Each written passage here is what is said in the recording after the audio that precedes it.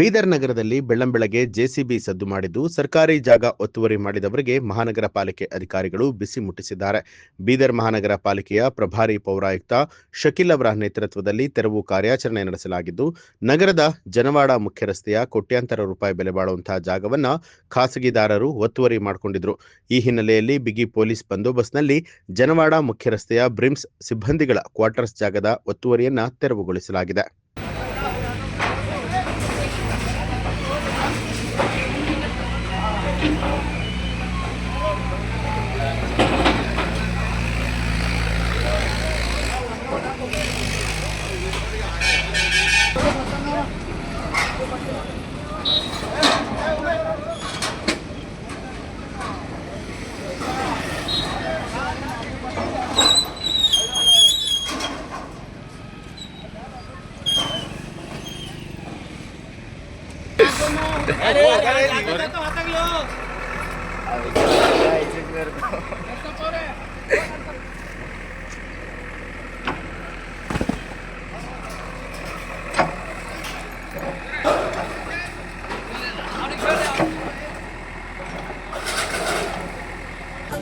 News alert, ನಿಮ್ಮಿಂದ ನಿಮಗಾಗಿ.